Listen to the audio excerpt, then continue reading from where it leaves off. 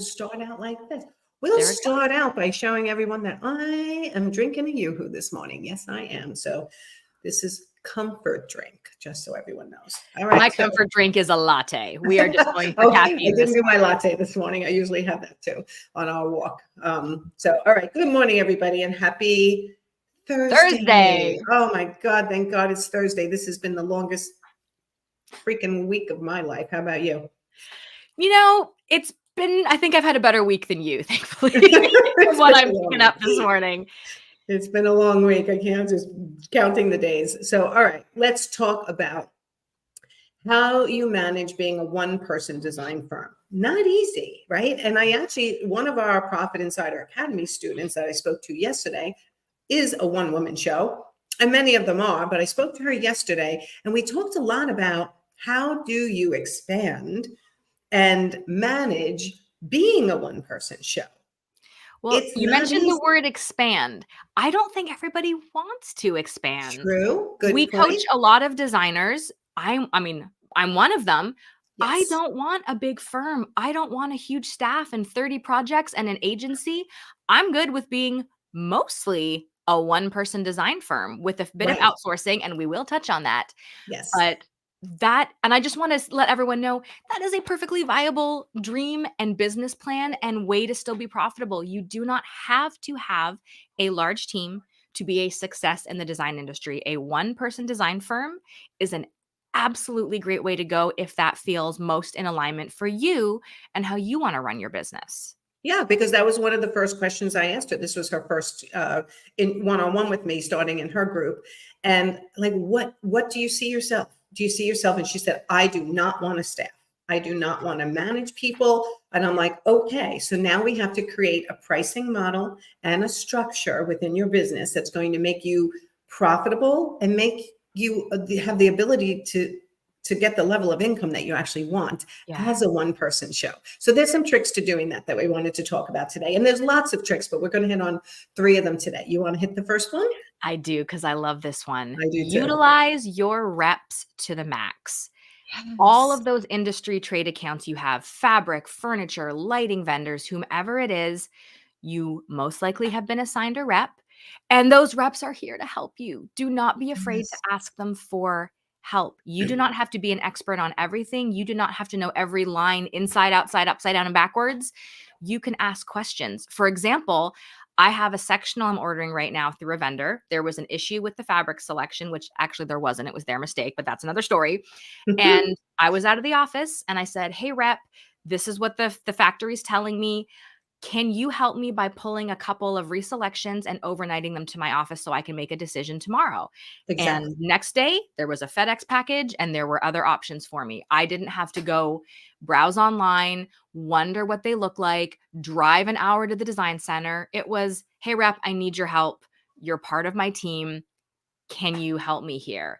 And there's also places like Daniel House Club where you can send them, hey, here's the look. I need XYZ pieces. Can you help pull some options? They're happy to do that. You don't have to be the one doing all of the labor. There's amazing reps and people working for vendors and companies that want to sell you things that are there to help. Yeah, and they're making commission, right? So they are incentivized to help you, right? So even when I was an art consultant, I would send my reps to 3 different companies that have the look and feel of what I was trying to achieve in someone's home, based on what the interior designer was asking for. I would send one piece as inspiration, give the size. Is it need paper? Is it canvas? Is it a giclée? What did I need? Could you go find me similar and give me 10 options if possible?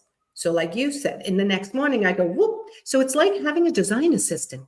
It is. It's like having a team. And this is how you make being a one-person design firm work is, the secret is you're not truly one person. You are mainly one person. You are not managing a staff, but you are utilizing the people who are in your world, in your industry. And it elevates everybody. Those reps are happy to do it. They get the commission on the sale. You get support in your business and you don't have a full-time or even part-time staff. Right. It's an industry partner whose job is to help you. But most people just think of their reps as the person dropping off samples, trying to get on my calendar to talk to me about the latest and greatest this and that. But understand that part of their job is also to help you source and solve problems. So utilize your reps. And I want to add one thing. If you're charging hourly, or even in your design fee as a flat fee, the hours your rep is putting in is an extension of you. So if your rep put in an hour, approximately, you feel, because they gave you all these choices, you can say, I think they probably put in an hour, hour and a half on that. That is as if you did it and can be billed through to the client. Yes. The client file, the client account, right? The client project. So think of it that way. It's another person doing work on the file that is billable.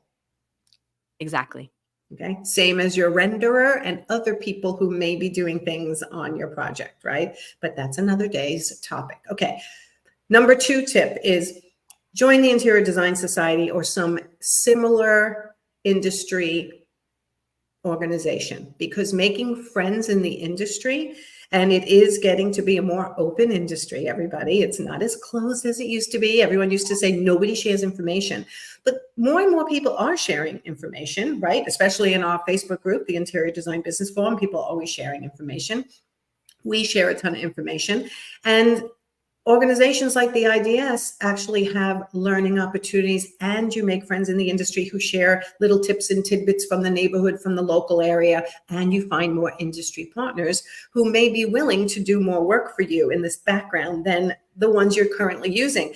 If a rep wasn't helping me, even if I loved the product, I searched for another company who had a rep that was willing to put in the work. It's all about the service. Don't be afraid to jump ship to another company if the service is better in a different, down a different avenue. Have you done that before? I don't, annoyingly, there's some vendors where I like the product enough that I will put up with it, but it's not ideal and it's a time and energy suck. So I actually like that of, is there something comparable where the Yes. service is better, the experience is easier that you can utilize? You've got me thinking now, Nancy, like, are there vendors I'm working with that I maybe should consider not working with as often because of how it slows things down and bogs me down as a one-woman show? Yes, we put up with a lot of crap as business owners just Me trying to too. survive, right? So things like, I remember working with a framer years ago, and I would bring the art in for framing, and it was perfect. And then there was a point where he was having difficulty with his staff, and I started having difficulty with the product he was delivering back to me, which then caused problems to the end user, which then, of course, came back to me. So I was spending more time, wasting more time, fixing problems that his team was making. And after numerous conversations, I was like, if you're not going to put quality control in place, I'm going to have to go to someone else, even though I love you guys. I can't let this affect my business. And in the end, I did have to jump ship. And years later, he called me back and said, okay, I fixed the quality control issues. We're good. Can you give me another shot? Right? That's awesome. I love that you communicated that too. You didn't just like ghost and back away and never to be heard from again. Well, in his case, he was the owner of the company, right? But in some cases, the rep is not going to care as much. But you never know. There are really amazing reps out there who want to do the best job for you. So utilize them properly. And going to industry partner events is what introduces you to more industry partners, right? So IDS events, local or even virtual, introduce you to other people that can fill categories for you of maybe things that aren't going as smoothly as you like. So try not to wait too long to make an improvement in your business. It's a fairly easy fix if you find the right people to reach out to, right? Which is why you want to go to industry events and be part of the industry. Okay, tip number 3. What was it? Talk to a coach. And I think the biggest benefit with working with a coach, I found it myself, we see it with all of our Profit Insiders Academy designers.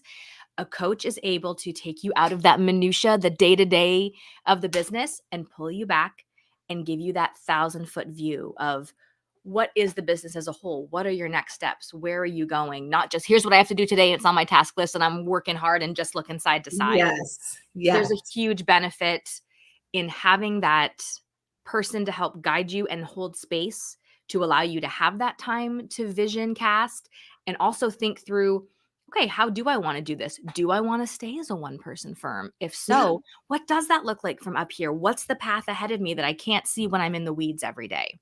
Well, and that's true. All of what you said is true. But when I look at it, like when I was a one-woman show, I just needed someone to talk to and bounce ideas off. Yeah. Like, I just needed to go, I'm thinking of doing this with my business. Does that seem to make sense based on where I'm at? Like somebody who is more experienced than me in understanding business and business growth, I just needed someone to talk to, right? So to me, having a coach when you're a one-person show is so important. Otherwise, you just sort of, I don't know, sometimes you wilt because you have no one to discuss it with except your spouse or your friends or your sisters or brothers, and they don't understand the business, and then they end up giving you bad advice and you spin circles in your head. So a coach can not only help you give a direction, help you make good decisions, and have somebody to talk to and make sure you're doing everything the way you're supposed to do. Yeah. I call it accelerating your progress. You can do it on your own. It could take you as long as it takes you. When you have a coach, it halves the time at least.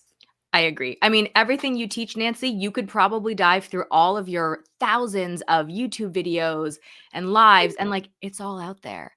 But Yeah. having someone with you, talking with you, discussing your specific challenges, That's it. helping you see what I found, you don't know what you don't know. And sometimes you don't Yes. even realize things could be different, better, improved, tweaked. And suddenly you hear perspective from a coach or another designer in your coaching group or mastermind. And it's like, oh, and I will Yeah. tell you, it's not usually like the let's flip over your business and completely change everything that happens. It's these 1% changes. It's the, okay, instead of on this course, let's try this and see where that takes me. And then we'll try this. And it's those little like aha moments where you Yes. didn't even realize something was a problem or roadblock or that it could be done better. And that's what compounds over time for a successful business. Like you don't have to burn your business to the ground. If things aren't working, reach out to a coach, find someone who resonates with you where you are in business. They teach Yes. on what you need to know to get where you want to go, but be open to the fact that you don't know what you don't know. And sometimes there are things that can come your way where you go, oh, I never thought about that. Right, which is why our blog this month was about what's the difference between like coaching and a course, right? So I love courses. When I know exactly what I need to learn, I buy a course and then I take the course and I go, okay, I needed to learn that, but then now I have so many more questions. What do I do? Right. So, and then you end up in this cycle of just buying course after course after course because every coach is, yeah, I'm not sure I need coaching. And I get it. I get it. I've been there, done that. But there's a big difference between having you and I available for them to ask a question to say, should I do this? Should I not? This client said this. How should I respond?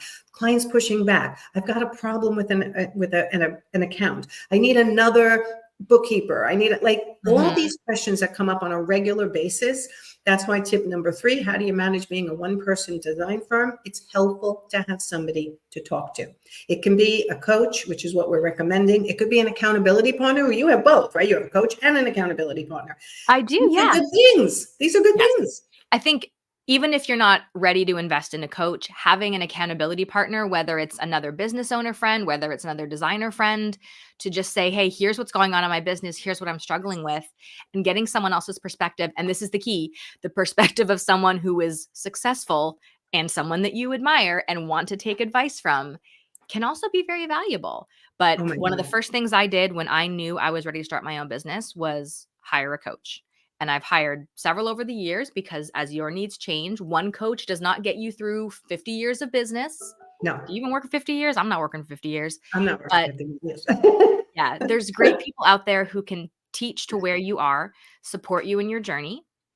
And then you decide, hey, do I want to stay and keep engaging with them? Or is it time to go on my own? Is it time to go a different direction? Is there something else I need to focus on and learn now? Yeah. And I want to touch on something that wasn't in our pre-notes, that sometimes I find for solopreneurs, there's a lot of shame in making that first phone call.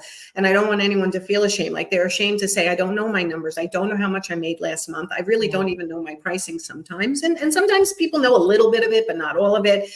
So they're intimidated to make that first move to get on the calendar for a business strategy session because they're embarrassed. They don't think they have enough information to even get started with a coach. But trust me, I have had people on my calendar that know nothing about their businesses, right? And I go, okay, let's talk about now the systems you use. And I show you where to get information. And if you don't have systems, let's start with this one system and get it going. Like we break it down into steps. So I get it. There were years that I ran a business and didn't make a lot of money, right? And when I was first starting, I had so many little things going on. And it is embarrassing, but you get to a point where you go, I'm going to push aside my embarrassment and get help. Push aside my embarrassment. So don't be embarrassed if you're not where you want to be in your business. Just understand there's help out there if you're ready for it. And when you know you're ready for it, is you say to yourself, no matter what, I'm going to make sure that I get value out of my coaching, and I'm going to listen, and I'm going to find the things that make the difference, right? I remember I did a big coaching group. Not that I ran it, I joined when I first started coaching, and it was 200 people, and it cost about $700 a month back then. And that was, I think, 9 years ago. And that was a lot of money for me. I didn't have it. I was just starting the coaching business. I was learning how to be an online coach. And there was a point in month 2 that I thought, I'm in the wrong program, and I'm locked in now for a year. And I was like, what am I going to do? And I thought to myself, a lot of, people are suing and dropping out. And this poor coach had her program wasn't the greatest, I will tell you that. So at one point I said to myself, I'm not going to be the person who bails on it. I'm going to be the person who says, what am I going to learn every single time I go to these coaching sessions? Let me find. And when I switched my mindset around, I started to identify what I never wanted to be as a coach.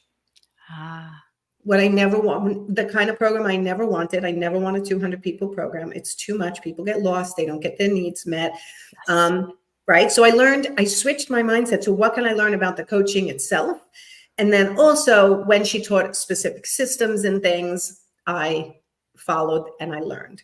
I tried not to get stuck on her team saying, well, did you do the next step? And unless you did the next step, we can't talk to you about the thing after that. Because I was more advanced in some ways than some of the people in the group. So anyway, my point is, you're ready for coaching when you're going to say, I'll be damned if I spend this much money and I don't do enough to make my money's worth. Yeah. Okay. It's not the picture that goes under the bed because it didn't look good when it got home, right? Or the dress. No. And the coaching's uncomfortable. A coach is going to push you to try things that are new and different, and you're going to resist it. This is coming from someone who coached with Nancy early on. And there were several things. And I object to these things. Oh my gosh. This is like the real talk here. There are several things that Nancy taught me 8 years ago that if I had just listened and tried it, would have changed things sooner. Thank you for acknowledging that. But I fought her on several things and thought, no, that won't work for me. No, I don't like that for my business. And then eventually came around and went, oh, yeah. Should have done it that way in the first place. Yeah, exactly. And I'm happy to admit that, because I want people to understand a coach is not just going to hold you're doing great. And there is that too. But there's going to be things that you're like, that feels weird, or I don't know if that's going to work for my business. Right. Just try it. And if it doesn't work after a certain time, talk to your coach, discuss another plan. But there might be things that are suggested to you that you don't even realize will change things. They'll increase your profitability. They'll give you more time. They'll make things easier, even if it's different from how you've been doing it. But guess what? That's the reason you're hiring a coach, because something isn't working. Yes. And I'll tell you, there's a big difference between what you're telling me is never going to work. Because that's a mindset I can tell right away. Or it's in my area of the world. This is how it's done, slightly different. And then we just modify, right? Yes. So I can quickly, and so can you, pick up on mindset blocks of I can't do it that way because I'm stuck. Yeah. And I'm afraid. And I've done it like this forever, as opposed to forever. I've done it like this forever. And everyone does it around here like this forever. Yeah. So I always say the same thing. There's no glory in being the cheapest in the market. There's no glory in even being in the pack. The glory is being the highest quality and highest priced, because your service is exemplary, and that's what everyone's talking about, right? So that's the goal eventually. Less clients, more money, exemplary service, and being priced right for your skill. I just want to address two comments that are coming through Instagram on my side. So Jared Barry Stone said, as a vendor who values relationships more than anything, I would say that having vendors who help you and make your job easier is key. Would you agree? Yes. 100%. That's what we're talking about. Yeah. We want vendors who are making our lives as interior designers easier, not harder, because harder means bye-bye. Yeah, truly. Right? If you're not available for me, then I can't use you, right? Period. And then the second person, Redefined Design, said, how does accountability work? There are so many coaches promising all the results, but no accountability if their coaching isn't all that and a bag of chips. Love that. So all that and a bag of chips. I will tell you, knowing most of the design programs that are out there, they're fabulous. They're really good. Most of the time, what's happening is the client is not taking the advice that the coach is giving them. Right? I'm going to say coaching. I'm not going to talk about courses. Courses are different, right? But as a coach, if they are not getting you to where you want to go, that's either because you have mindset issues, you are not taking their advice, or yes, it's possible they're not the right coach for you. And you need to have that conversation, which could be hard, and move on. Most coaches are pretty fair about whether they know they're making an effect. Like I've had clients say to me, like, this isn't working. And when I really dig in, well, what did you actually do? They didn't get even out of their head and actually do anything. They were just convincing themselves. You know this, I always use this, right? Hold on, let me overthink it instead of actually just doing it and then getting stuck on negativity, on their past mistakes, instead of moving forward, allowing themselves to grow, be better each day. Baby steps equal big leaps and bounds over the years. So anything we missed? Just wanted to say, I mean, you can have all the knowledge in the world from a coach, but if you're not taking action, you're not going to succeed as a one-person design firm. You need to be doing the things to grow your firm, like we talked about today. Coach, utilizing your reps, make friends in the industry, join an organization. So don't just let this sit in your head today. Do something. That's how you get a successful business. Yes, yes. So today we put in a link for a one-off business strategy session with me or Lesley. I think they have a choice when they go in. And it's a starting point to see whether you feel that, I mean, usually in one session, we move people and give them a list of things to do that they can get started immediately. I can identify quickly some of the pitfalls they might be having in their business. And really, how many do you want all at once anyway? You have to do it in baby steps. Otherwise you get overwhelmed. Yes. Right. So, all right, everybody, go have a great Thursday. But first, if you're struggling in your business, not sure how to make more money, how to get your process right, how to get your margin up on your furnishings and all the other kinds of things that go on in a business, staffing, no staffing, virtual assistant, no virtual assistant, all the questions that you have, get on our calendar, click the link, get on our calendar for a business strategy session, and we'll see if we can help you out. And pretty much we always can give at least a good 2 handfuls of suggestions that can be implemented after that session to get your business to the next level. So thanks, Lesley. Thank you, Nancy. And we made it the whole time without your sick kid. Yay! I know we didn't have a kid pop in the door. Now we say that she's going to come bursting through. I know, but she's so cute. We don't mind, and tell her we hope she feels better. Thank you. All right. All right. We'll see you. We'll see you next time. Bye, everyone. Go have a great day. Bye.